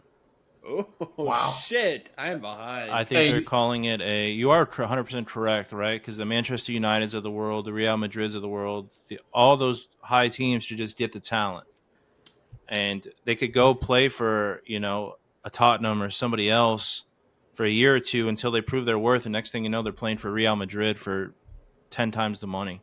But yeah, they're putting something out called like the spending cap, which is, I don't know the full details, nor do I think it's all been released, but it's basically like a salary cap that's trying to be put in. Because even right now, I think that Saudi Arabian league is kind of poaching people.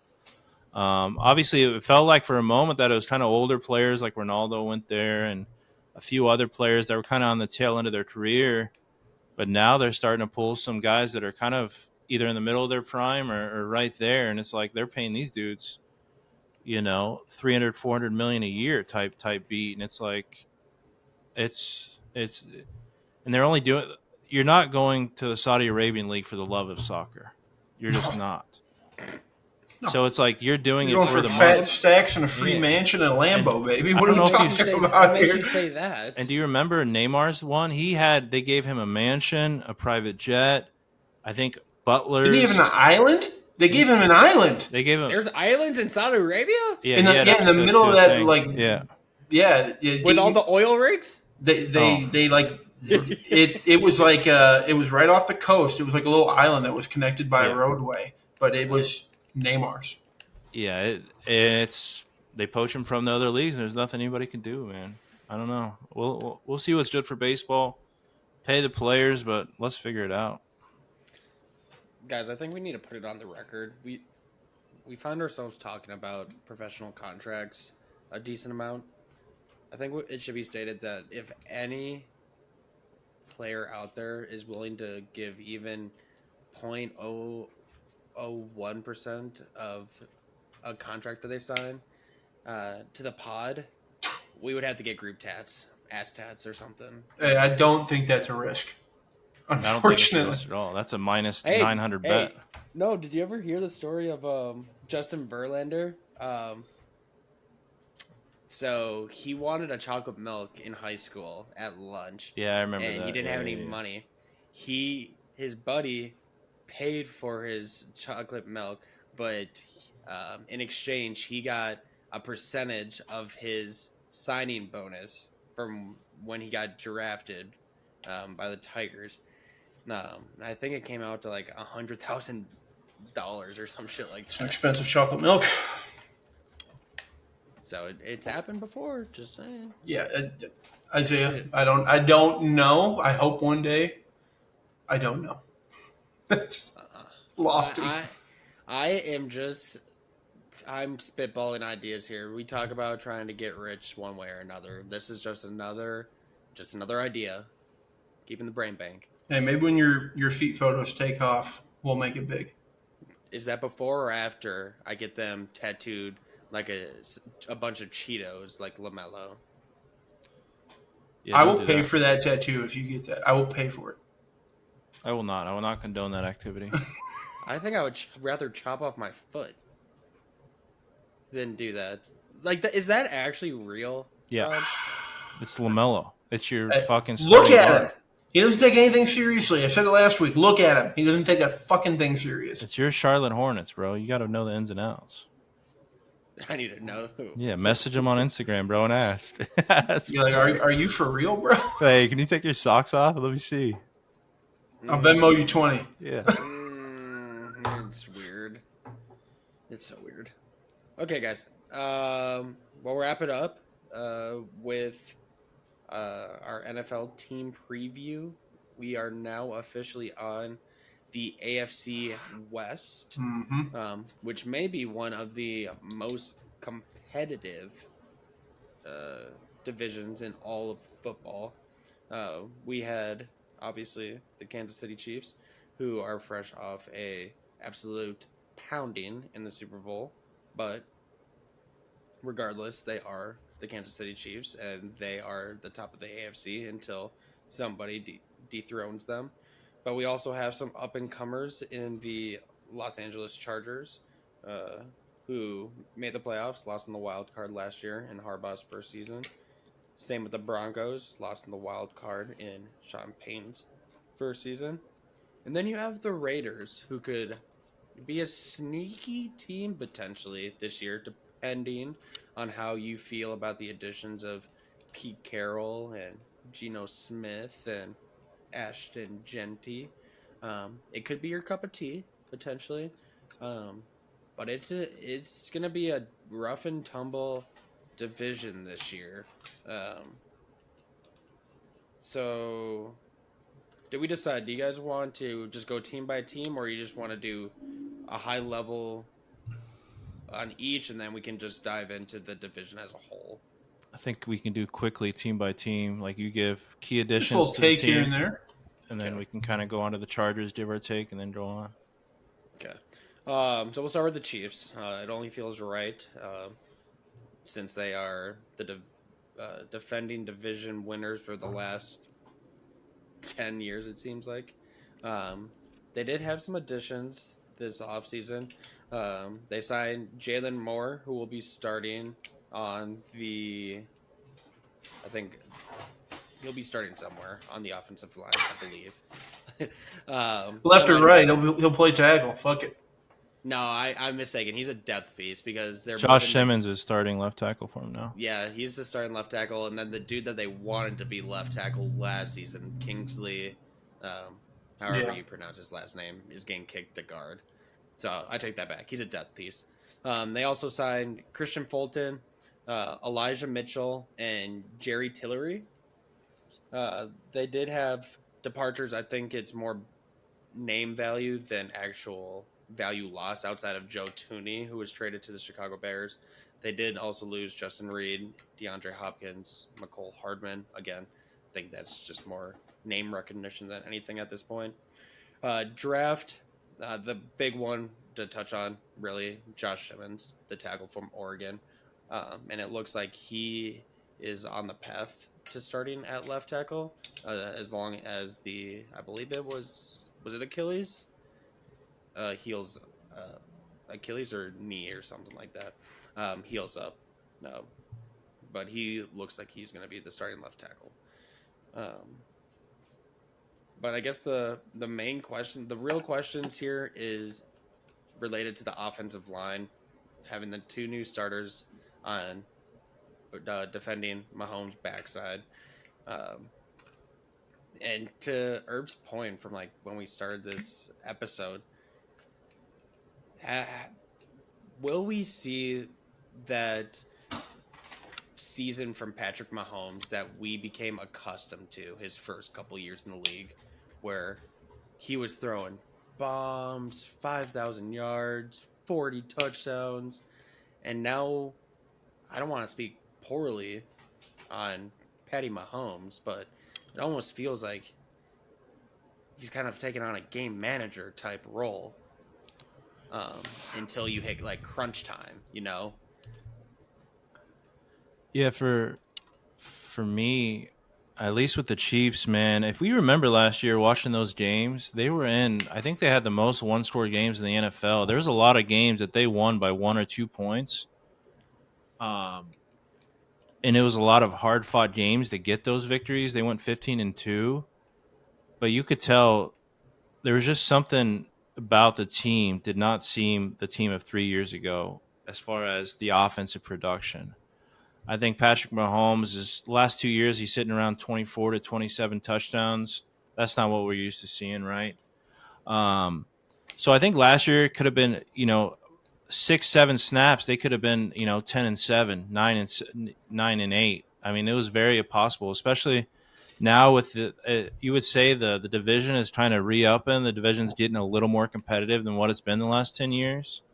The Chargers are up and coming. The Raiders are doing things. I think we're going to see, based on the Super Bowl alone, obviously they went out and got offensive talent, right? Because offensive line talent, because they saw what happened in the Super Bowl. But I think we see a little regress here, man. I think we're looking at 10-7, 9-8 type beat. I don't know if they win the division, but I do think, and the reason for that is they're going to lose games that they had luck on their side last year. Because honestly, when you look at their starting depth chart, they didn't really replace a lot of guys. The Fulton piece was they lost Justin Reed, and they got a left tackle. Outside of that, the team's kind of the same. So yeah, Same team last year, went 15-2. But if you look at those score games, bro, you would be surprised that who they lost or won by 1 to 2 points to. It definitely wasn't pretty football. It was extremely similar to the 13-3 season the Vikings had a couple years back, where if you would have flipped out around all of those games, I think we were 5-12 or something. I to add that, I think we've seen Travis Kelce kind of declined, and I think we can all admit he looked different end of last year into the Super Bowl, and that was his safety blanket for the last, since he's been in the league. So if they haven't replaced that, I don't know, man. I don't know if the wide receivers do it for me. So I'm going to give 9-8, 10-7 type beat for the Chiefs. I'll put a little respect on their name. So For me, if Patrick Mahomes is still your quarterback and Andy Reid is still your head coach, you're going to win football games. Plain and simple. They didn't lose a whole lot. They went out and said, our O-line, they lost us a Super Bowl. We have to fix it. And they did. They went out and addressed it. I still think they're a piece away, but I'm not a Taylor fan at right tackle by any means. I don't know very many people who are. Okay? My concern with the Chiefs comes in, and I think this did play a role in the Super Bowl. They can't run the fucking ball. I like Pacheco. He's a hard-nosed kid, but he gets hurt. He had some fumble issues. And so now you're leaning on Kareem Hunt, who, yeah, he's a bowling ball, but he is not there to do what you need to do to open up play action, which is what they did a lot of to go win Super Bowl games. But they have no run game. So while I don't think that they're going to regress quite like Rob, I'm going to give them 12-5. I agree. They should have lost a couple. They got lucky last year in a couple of those games, big time. I'm going to give them 12-5, not winning the division. Yeah, the only thing I'll say on the Chiefs is their offense or their wide receiver room is extremely interesting to me because if we run through it, you have Rashee Rice, who will get suspended at some point this upcoming season, between 2 and 4 games probably. You got Xavier Worthy, who showed spots last season, Hollywood Brown, and then Juju Smith-Schuster is still on that team. So those first 3 dudes I named feel like the same player to me, pretty much. And then you have Juju, who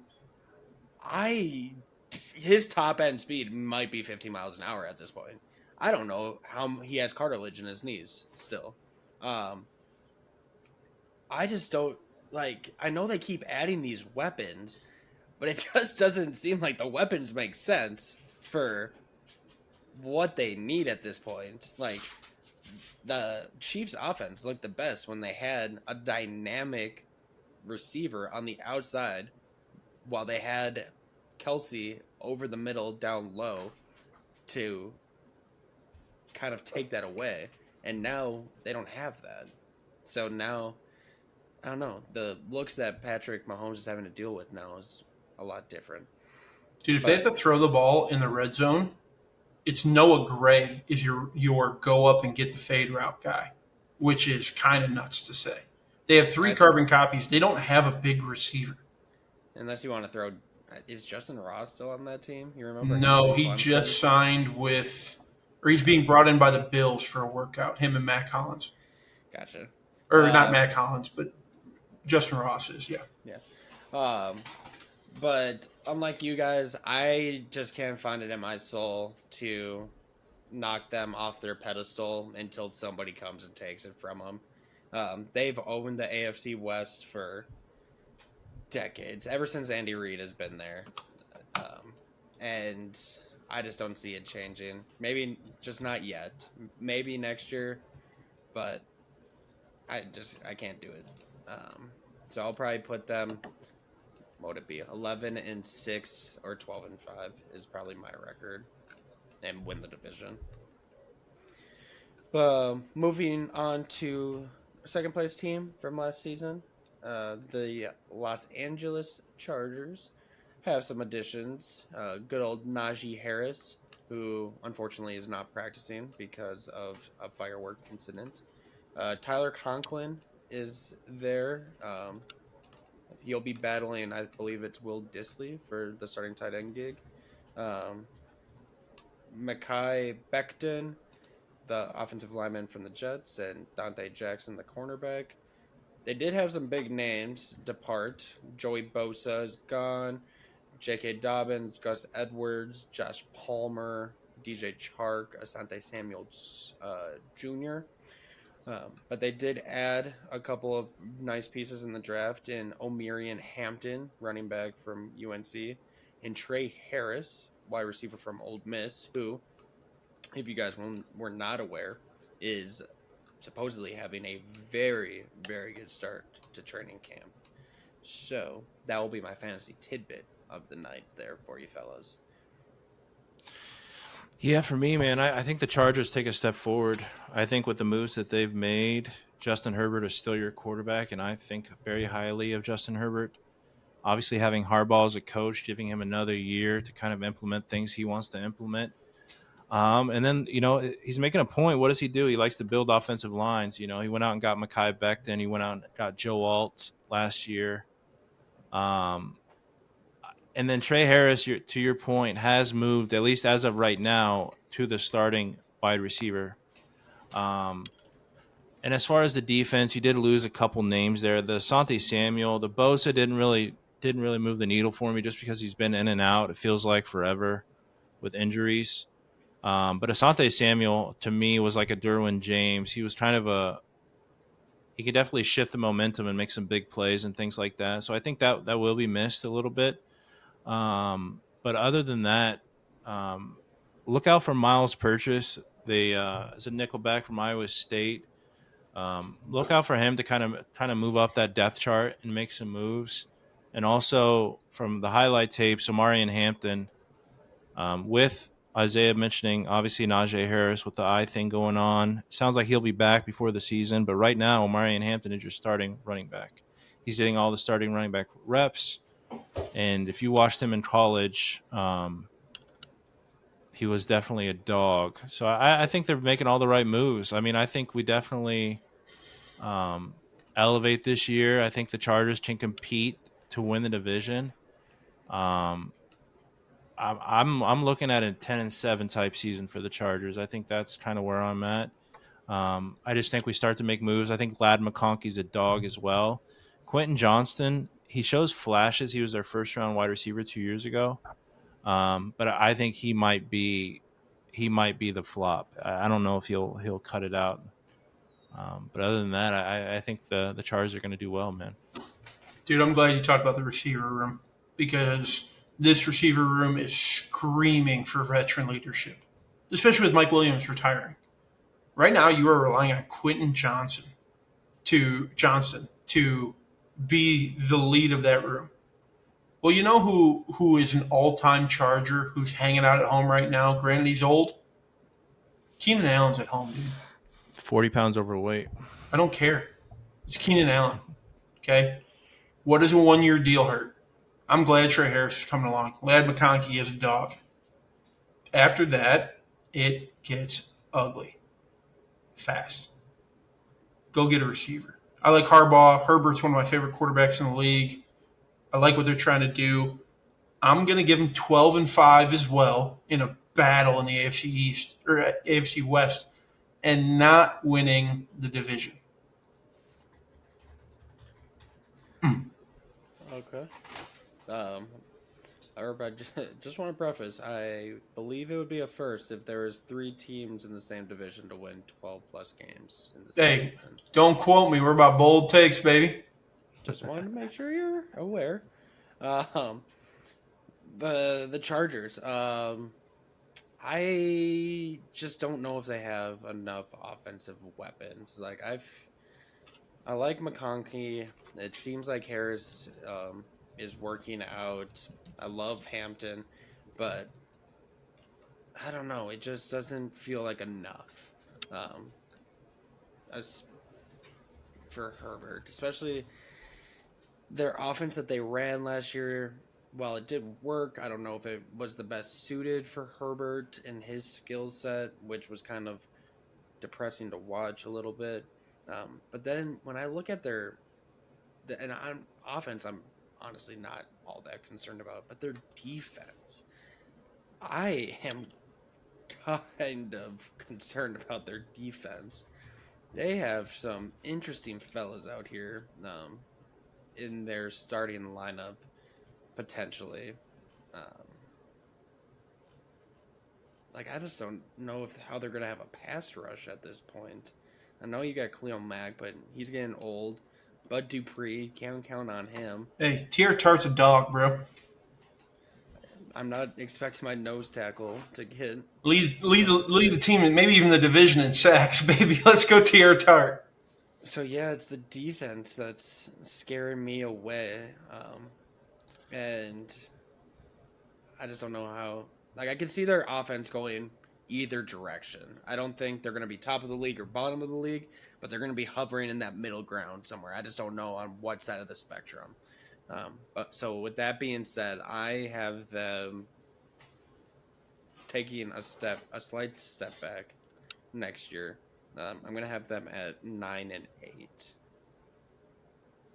Yeah, 9-8 seems nice. Hey, real quick, you said that 3 teams from the division, right? That comment. Yes. It did happen last year. Who? NFC North. No, the Packers. Packers, Vikings, Lions. Packers didn't win 12 games. Oh, they won 10, didn't they? Yeah. My apologies then, but I'm seeing it coming. All the 3 teams at the top, playoffs, baby. Team number 3, Denver Broncos. Finished 10-6 last season, third in the division, lost in the wild card. They did have some big names that they added in the offseason. Dre Greenlaw is back and healthy, linebacker from the 49ers. They have Hufanga, safety from the 49ers. Evan Ingram, tight end. J.K. Dobbins, who looks like he's going to come in as the RB1. Didn't really have any departures. Javonte Williams, get his ass out of there. Draft, added some names. They got Barron, the cornerback from Texas. R.J. Harvey, who I was super high on before they signed J.K. Dobbins. I am not as high anymore. Running back from UCF. And then Pat Bryant, another weapon for Bo Nix to throw to. But the real questions for this team going into the season is, one, is Bo Nix ready to be a franchise quarterback? It seemed like he had the training wheels on for a majority of last season. Will Sean Payton finally let him rip? Is the backfield going to be good enough to alleviate some of the pressure from Bo Nix? Can we expect J.K. Dobbins to stay healthy for enough games? And then their defense. They made a lot of changes on defense. So how quickly can they find that rhythm and get communication where it needs to be? I think for me, I think the Broncos, all trust is in Peyton, right? They're trusting Sean Payton to make the moves. They gave him the keys, it feels like, to the franchise and letting him cook. I mean, Bo Nix, I had questions on him coming out of college. But, I mean, last year, I know he got overshined by Jaden Daniels, but he did not have a bad year. I mean, 29-12 and almost 4,000 yards. I look for Sean Payton to implement just another step up on what he's doing there. I think that they're trending in the right direction. I mean, when I was watching games last year, the announcers were talking about that defense is young, up and coming, especially that D-line. You went out and added Dre Greenlaw, who I saw an interview the other day. He wants to be there. They wanted him there, and it seems like a good relationship. And you also went out and got Evan Ingram, which, say what you want about him, but that guy will go out and catch you 100 balls a year. So he can be a nice little safety net for Bo Nix. And then also you went out and got a wide receiver, and Pat Bryant, I think, out of Illinois, in the 3rd round. So I look to the Broncos to keep building. It seems like they're doing something over there. But I do have them right around 10-7 as well. I think they're up there. 10-7, 11-6 is kind of where they're falling at. I do think the division will be a lot more competitive. We're going to see all 3. Actually, the Raiders still suck, but we're going to see the other 3 teams kind of right around that window, a game or 2 apart, kind of throughout the season. The gloves are off in Denver, fellas. What Sean Payton, they did everything right. What Sean Payton did was every correct move that you could make. No question in my mind. The Denver Broncos are a team that needs to be seriously talked about leading up into the season. And that's why I have them going 13-4, with Bo Nix having a stellar year. I mean, that guy's veteran leadership's already there after his rookie year because he played a billion games in college. So his development, he's going to take a step. I think we're going to see some freedom there for him to do what he wants to do out there. Not completely, right? Sean's going to still have to reel in a second-year quarterback a little, but for the most part, they're going to let him go out there and spin it, man. I like what Denver's doing. 13-4, division winners. I don't know what they'll do in the playoffs because they're still very young, but I'm taking Denver to win this whole division. Well, I think it might be a year too early for that. I do agree. I do like what they're cooking out there in Denver. It Sean Payne seems like he has his Drew Brees 2.0 and Bo Nix out there, and we know how well that worked for him in New Orleans. So, and especially when New Orleans had some of those really good defenses, they were a problem come playoff time. Um, so I do think I am excited for the Broncos for this upcoming season. I do think they take a slight step forward. I think they will leapfrog the Chargers, finish 11-7, second in the division, um, and make the playoffs. So I like it. I like it. I like it. I like it a lot. And then last team is the good old Las Vegas Raiders. These are Rob's guys, Rob. These are Rob's guys. Yep. We got key additions. They brought in the 75-year-old Pete Carroll as head coach.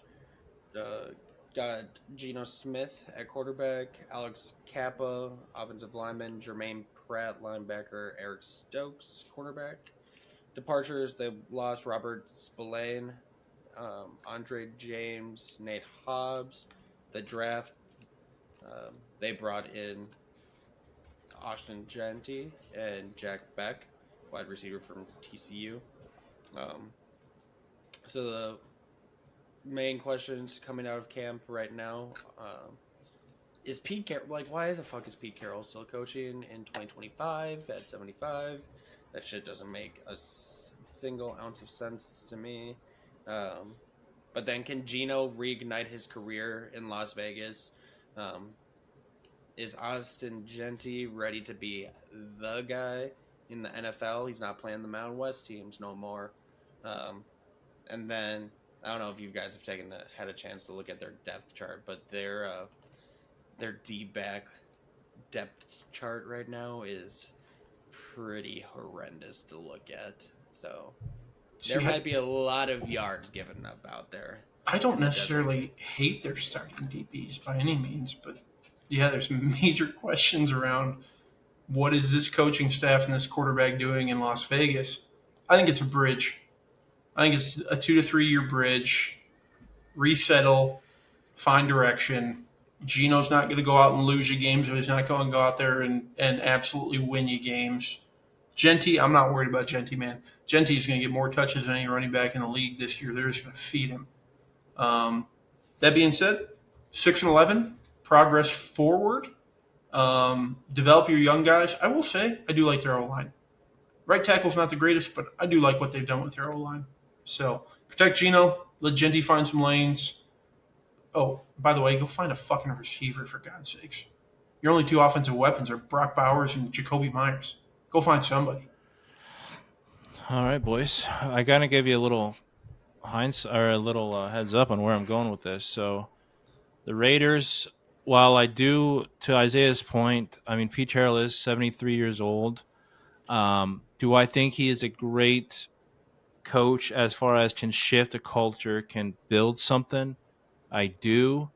Do I think it's, we're 73, 2-3 years down the line? I think it could be a bridge. But like we've said before, boys, bad teams make bad decisions. I do. Geno, I think they gave him $37 million a year, which for a guy that's going to be your bridge kind of quarterback, he can win you games. Like Herb said, he can definitely lose you games. And then obviously Ashton Genty is going to be getting a lot of carries. I'm not as high as on Ashton Genty as other people may be, but you can't deny there's talent there. But that defense, they did lose a couple starting corners, and they did backfill that with a bunch of free agents, including obviously Eric Stokes from the Packers. And then right now, somebody that's having a good time over there is Darian Porter, who was their third-round draft pick out of Iowa State. Shocker.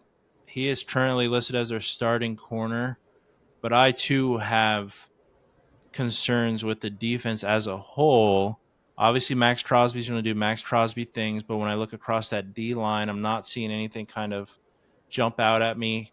And I could say the same thing. They added Devin White at middle linebacker. Sure, he's not even listed as a starter. I mean, they have Jermaine Pratt listed as a starter. It's a lot of smoke and mirrors for me with this team. I mean, the way they were announcing these moves and things like that, it was like they were shifting up there. But like Herb, you said the wide receiver room looks bad. I mean, it is not great. And they did add Jack Beck and some guys in this draft. But when we're talking about 2-3 years down the line, this year is going to be a little rough. I think they're going to be able to run the football. We haven't mentioned that Brock Bowers might be the best tight end in the NFL. Is still there. Michael Mayer is somehow not on another team with all the talent that guy has. But for me, man, I'm looking the Raiders. I'm looking at 6-11. I think they improve on last year. 6-11, 7-10 type beat, bro. It's kind of going to get ugly. You're going to see some positive notes, but you're definitely going to see some work in progress going on. I will try and keep this short and sweet. I think it's gonna crash and burn. Raiders are dead. No. I just hate the hire. I can't get past the hiring. Why are we hiring these 73-year-old dudes to be head coach? Like, I just do not see the direction. Because of he's this got a Super organization. Bowl and a national championship at some point. He I know, deserves but to be that's in a what- rocking chair, I don't know if you know who hanging out with his grandchildren. I don't know if you know who Mark Davis is, but he does not. He is known not to make good decisions, bro. It just, oh my god! I don't know who's worse, him or Jerry. It just doesn't make sense, man. I just can't. And while I like Geno, he's still an average cornerback. But their weapons just suck ass. Their third receiver they're trying out there is some dude by the name of what the hell? That's an interesting name. You had to have that Dante ready. Thorne Jr. That's their draft. Never pick heard this of year. him before. Like, good God, it just makes me want to gag looking at Hey it. yo, clip that. Pause. So what you're telling us is they're definitely picking top 5 next year. Definitely, They're getting their quarterback next year. Like, I want them. They got Cam Miller out of North Dakota State. What are you talking about? That kid's going to ball one day. Hey, they got Tommy Mellett too. Yeah, I mean, he'll probably play wide receiver, but yeah, I mean, get him out there. What can it hurt? Bro, if we're naming these names and we're trying to talk about a team trying to make moves, bro. They have Geno, guys. Geno's, I mean, obvious, right? Like, I see where you guys are coming from, and a part of me wants to agree and say like 6-10, like makes sense. Like a Geno Smith led team winning 6 games, I see it, but I can't go higher than 4 for this team. I can't. 4 wins. 4-13, huh? That's wins. picking top 3, huh? 4 wins. I just don't think. And Grant Nussmeier in the silver and black next season. If you compare this roster to last season, outside of quarterback and running back, I suppose, did they get better at those 2 positions? Did they get better at any other position? And right guard. If Alex anything, was terrible. if anything else, they might have gotten worse at more positions. I think Alex Kapp is going to be just fine out there. I think he was voted one of the worst linemen in the NFL last year. Yeah, no. He got a bad rap. I think he's going to bounce back. No, I'm not gonna sit here and say that it didn't happen because it sure shit did. Yeah, so I'll put them at 4-13. Keep their ass in the basement. I tell you what, it's gonna be one fun division to watch. Yep. yeah. Okay, fellas, that's the AFC West. We'll move on to the NFC next week. I'll keep you on a cliffhanger of which division we start with. Any shout-outs real quick before we sign off? I have one, quick one. We talked a couple weeks ago with the dualness of where we're at in sports, and I did mention that I have been starting to watch NASCAR. Herb is a little bit more filled in on this than most, but when I wanted to become NASCAR, I didn't know. Obviously, my dad watched it growing up, but I didn't have a team or a driver. So I wanted to have some familiarity. So I became a fan of 2311, which is Michael Jordan's team. And we went out and won the fucking Brickyard 400 this past weekend, boys. So Bubba Wait, Wallace, go ahead. there you go. I wanted to make sure you Yeah. referenced the Bubba key part Wallace. of this entire thing. Bubba Wallace went out there, won the Brickyard 400. Good for him. And there's a great moment on the track. Even if you're not a NASCAR fan, this is a long time coming for Bubba. And all the drivers go by him and either tap his bumper, go up next to him, give him a wave. It was kind of, you see that a couple times, but for Bubba, it meant a lot for Bubba and for where he's at and for where the team's at, especially with the dispute with the NASCAR and everything else that's going on. But yeah, my shout outs to Bubba 2311 Racing for we're not gonna have a lot of NASCAR content on this podcast. That might be it. I could go live out here in Charlotte. I could Yeah. go to all You're the in the garages if fucking. you guys He's want. in the hotbed of it, but yeah. Wait, guys. Actually, next season, should I go do the training camp that they do for the pit crews and see if I could have the chops bro. for So it? a lot of those guys are former D1 like linebackers. I and know stuff. they're like huge. dogs, bro. They are. To say like a pit crew, they're not like the guy you got off the couch last week. They're phenomenal Dude, athletes. Have you seen the clips of like the actual like training they put them through? Yeah, It's bro. like it's insane. I'm They talking recruit milliseconds. Division I athletes. But Rob, you do realize why specifically this race, like they were bumping and waving them after the race, right? First African American to win the race, right? To win the Indianapolis. At The Brickyard. And the Brickyard is seen as obviously Daytona. The Brickyard is just one of those mainstay races that it's a pretty big race. It's not like winning, the Chicago race or anything like that. It's pretty it's a pretty big race for the year. So good for Bubba and good for them. Yep, monumental for the sport. All right, my shout out. About a week and a half, 2 weeks ago, Tony Hawk Pro Skater 3-4, whatever the hell they're calling it, came out. Okay? Mm-hmm. It's not about that, but it was a big deal because Bam Margera was in the game. You guys remember old Bam Margera, Yeah. the skateboarder? Viva right? la Bam, baby. Viva la Bam! Thank you. That's where I'm heading to. So somehow into my algorithm, these things keep popping up, and I stumbled across an account.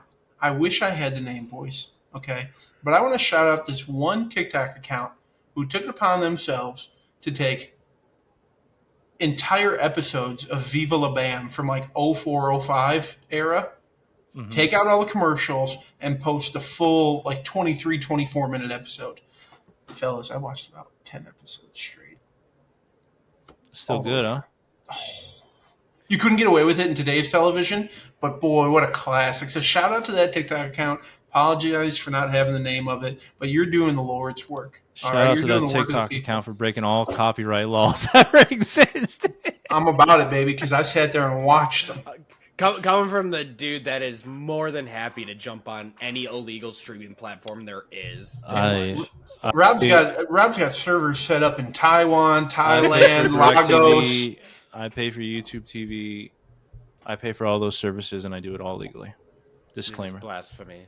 Yeah, you're right. I don't have any shout outs. I got smacked in the face yesterday coming back to work after a week vacation. I think I was sleepwalking, truly. And then I had a very pleasant work meeting at 4:30 today, where I had a very disgruntled team member voice their opinions very strongly. Do you want to shout them out? No. No. No, you don't. No free shout outs. No free shout outs around here. So yeah, I am. But it was Timmy in accounting, you fuck. All right. I am getting my bell rung right now. If you need the big dogs to make a trip to North Carolina to handle this, you just give us a call. Jeez, I'm about to go on D&D real quick. But yeah, that's all. Dungeons and Dragons, by the way. Dungeons and Dragons. Hey. Ooh, we should do a live stream one time. Nope. All right. I'm busy that day. So, thank you guys for listening. Make sure to leave us a like, comment, subscribe, follow, share, tell your friends, whatever. Tell your grandma. This is content for the whole family. Yep. And we will catch you on next week's episode. Peace. Bye, See you. Dose.